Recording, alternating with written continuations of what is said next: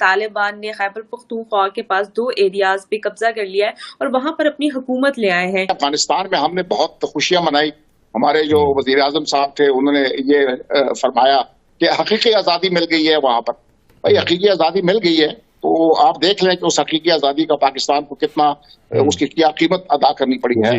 اور سننے میں یہ بھی آ رہا ہے کہ دوسرا پرائم منسٹر بھی طالبان نے ایک وہ منتخب کر دیا۔ آپ اس حوالے سے پورے سینیریو کو دیکھتے ہوئے کیا کہیں گے؟ جن لوگوں کے پاس طاقت رہی ہے، جنہوں نے فیصلے کیے، آپ کا ملک ٹوٹا ہے 71 میں، آپ کے یہاں پہ اسامہ کا واقعہ ہوا ہے، مجھے آج تک آپ نے کوئی سچ نہیں بتایا۔ پاکستان کے سپہ سالار army chief general Syed Asim Munir صاحب سعودی عرب عمرے کے لیے تشریف لے جانے والے ہیں۔ فیڈرل گورنمنٹ بھی جو ہے وہ اس وقت اپنی جان بچانے میں اور سیاسی جو عدم استحکام ہے اس کا شکار ہوئی ہے، اس کی جیب میں پیسہ نہیں ہے۔ ہم بڑے مشکل حالات سے گزر رہے ہیں، ہمارے پاس کھانے کو پیسے نہیں ہیں، ہم نے لوگوں کے قرضے واپس کرنے ہیں، لہٰذا آپ لوگ پیٹ پر پتھر باندھ لیں۔ سر یہ کیا سچویشن چل کیا رہی ہے آخر کہ ایک مطلب کنٹری میں 2 مطلب پرائم منسٹرز؟ نہیں، ایک کنٹری کے اندر اس کو کہتے ہیں سیول وار، انڈیفینیٹلی یہ سیول وار ہے، تو اس میں اگر آپ ایک پیرالل گورنمنٹ ڈکلیئر کرتے ہیں تو یہ کوئی انہونی بات نہیں کہ ایک کنٹری میں 2 پرائم منسٹر ہیں۔ ہماری تو حالت یہ، ہم کہہ رہے ہیں زرعی ملک ہے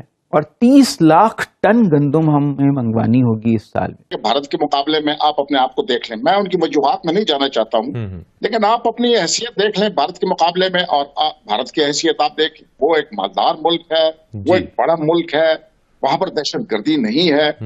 تو اگر وہ کہتا ہے کہ پاکستان میں دہشت گردی ہے تو پاکستان میں دہشت گردی ہے نا، دنیا کو دکھ رہی ہے نا کہ یہاں پر دہشت گردی ہے۔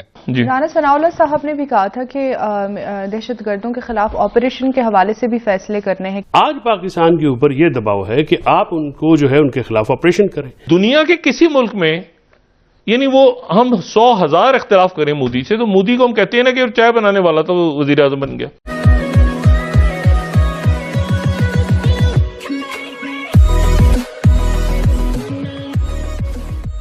نمسکار دوستو، یہاں پر بات ہو رہی ہے ٹی ٹی پی کی کہ ٹی ٹی پی نے کچھ 2 بڑے ایریاز میں یہاں پر قبضہ کر لیا ہے پاکستان کے اندر، جہاں پر افغانستان اور پاکستان کی بارڈر پڑتی ہے وہاں پر۔ اب دیکھیں سچویشن یہ ہے کہ آج اس چیز کو رپورٹ کیا جا رہا ہے، جبکہ سچویشن کئی مہینوں پہلے یا پھر کچھ سالوں پہلے یہ چیز ہو گئی ہے کہ بھئی پاکستان کے اندر جو افغانستان اور پاکستان کی جو ڈورن لائن بارڈر ہے وہاں سے کچھ ایریا میں ٹی ٹی پی نے قبضہ کر لیا ہے، اور پھر وہاں پر اب پاکستانی پولیس تو چھوڑیے، پاکستانی آرمی بھی نہیں جا سکتی، اور سچویشن اتنی ٹف ہوتی جا رہی ہے ان کے لیے کہ بھئی یہ جو ایریا قبضانے والی چیز ہے نا وہ بڑھتی جا رہی ہے۔ مطلب وہی طالبان جن کو سپورٹ کیا تھا پاکستان نے، ان کو لگتا تھا کہ یہ طالبان جب افغانستان کے اندر استھائی ہو جائیں گے تو اس کے بعد وہ کشمیر لینے میں ہماری مدد کریں گے، لیکن آج وہی طالبان ٹی ٹی پی کو سپورٹ کر رہے ہیں، وہی طالبان آج پاکستان کے خلاف کوئی نہ کوئی سٹیٹمنٹ دیتے ہیں، اور اب پاکستان کو ایسا لگتا ہے کہ بھئی آخر ہم نے یہ کیا کیسے۔ اور آپ کو یاد ہوگا کہ اس سمے عمران خان تھا تو عمران خان نے یہ کہا تھا کہ ان کو آزادی مل گئی ہے۔ اب آزادی تو مل گئی ہے طالبانوں کو، لیکن اب کس کی بجا رہے ہیں؟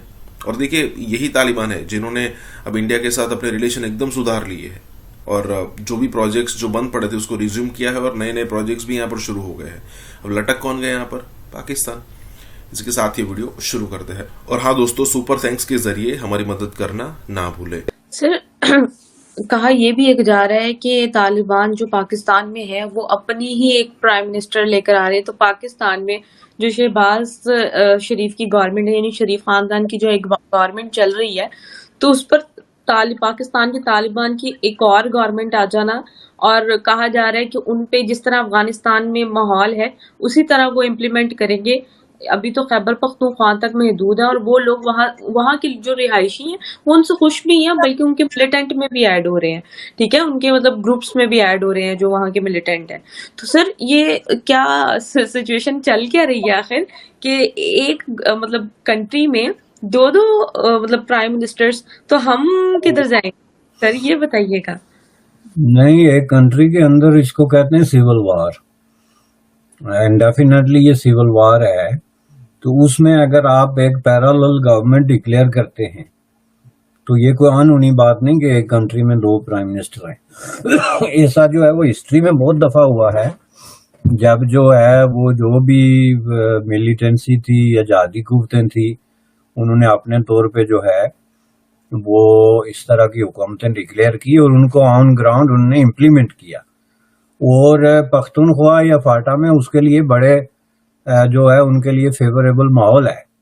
آپ یہ دیکھیں کہ ماضی میں سوات میں جو ہے وہ ملا جو تھا صوفی محمد، جس نے کہ وہاں پہ قبضہ کر لیا تھا اوپنلی پورے علاقے پہ، اور وہاں پہ اس نے اپنی حکومت قائم کر دی تھی، جہاں پہ کہ اس کے جو پیروکار تھے وہ بھی طالبان ہی تھے. وہ اپنی عدالتیں لگاتے تھے، اپنے فیصلے سناتے تھے، لوگوں کو ہینگ کرتے تھے، ان کو موت کی سزا دیتے تھے، ان کو کوڑے مارتے تھے. تو جب آپ اپنا پورا ایک جسٹس سسٹم قائم کر لیں اور آپ جو ہے وہ اس طریقے سے اپنا ایک پیرالل سسٹم اس کو کامیابی سے چلاتے رہیں، تو اس کا مطلب ہے کہ اسٹیٹ کی ریٹ جو ہے وہ اس علاقے پہ ختم ہو گئی. اور اس میں یہ کوفتیں جو ہیں یہ انہوں نے بار بار ایسے کیا. اور آپ کو یاد ہوگا کہ وہ معاملہ بھی انہوں نے جو ہے وہ درست طریقے سے اس کو ایلیمینیٹ نہیں کیا تھا کہ ان پہ فورس کا استعمال کر کے تو ان کو کوئی نشان عبرت بناتے، بلکہ وہاں بھی بہت بڑی بارگین ہوئی تھی، جوڑ توڑ ہوئی تھی، جس کے نتیجے میں وقتی طور پہ تو انہوں نے اپنی ریٹ واپس کلیم کر دی. لیکن ریئلی اس علاقے کا جو رول ہے اور اس علاقے کا حکم جو ہے وہ پھر بھی جو ہے وہ طالبان چلاتے رہے، اور اب بھی ان کے ہاتھ میں بہت سارے اس طرح کے علاقے ہیں، نئے علاقے ہیں. کہ افغانستان میں ہم نے بہت خوشیاں منائی. ہمارے جو وزیر اعظم صاحب تھے انہوں نے یہ فرمایا کہ حقیقی آزادی مل گئی ہے وہاں پر. بھائی حقیقی آزادی مل گئی ہے تو آپ دیکھ لیں کہ اس حقیقی آزادی کا پاکستان کو کتنا اس کی کیا قیمت ادا کرنی پڑی ہے کہ ہم اس لیول پہ پہنچ گئے. دوسرا یہ ہے کہ افغانستان کے حالات کو بھی ہمیں سمجھنا چاہیے.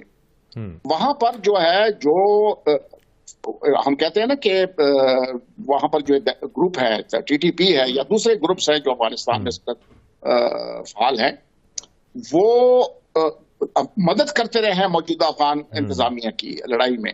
وہ ایک دم ان کو کے اوپر کوئی فشار نہیں لے کے آئیں گے اور وہ یہ بھی کہیں گے یہ پاکستان کا معاملہ ہے، یہ ہمارا معاملہ نہیں ہے، آپ اس کو خود حل کریں. تو اور ہم بات چیت کرا سکتے ہیں. بات چیت میں آپ نے دیکھ لیا کہ اس کے نتیجہ کیا نکلا ہے. ہم نے کچھ دہشت گرد چھوڑ بھی دیے، پھر بھی انہوں نے ہمارے اوپر حملے جو ہے وہ جاری رکھے. دوسری بات یہ ہے کہ وہاں پر ابھی تک جو اس طرح کے ایک جو فوجی وہ ہے انتظام اور انسرام جو ہے وہ اس طرح نہیں ہے کہ جس طرح ایک ریگولر ہوتا ہے. وہاں پر ابھی بھی کمانڈر جو ہیں وہ اپنے اپنے علاقوں میں خود مختار ہیں. وہ مالی طور پہ بھی خود مختار ہیں، وہ عملیاتی طور پر بھی مختار ہیں.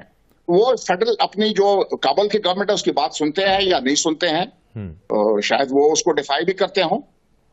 یہ پہلے بھی وہ ہوتا رہا ہے. اور اس قسم کی جب انسرجنسی ہوتی ہے تو آپ کو ڈی سینٹرلائز کرنا پڑتا ہے. بالکل. تو ابھی تک وہ سسٹم ڈی سینٹرلائزڈ ہے. تو اگر کابل گورنمنٹ چاہتی بھی ہے، وہاں پر جو لوکل کمانڈر آپ کے بارڈر کے اوپر بیٹھا ہوا ہے شاید اس کے کچھ اور عزائم ہوں.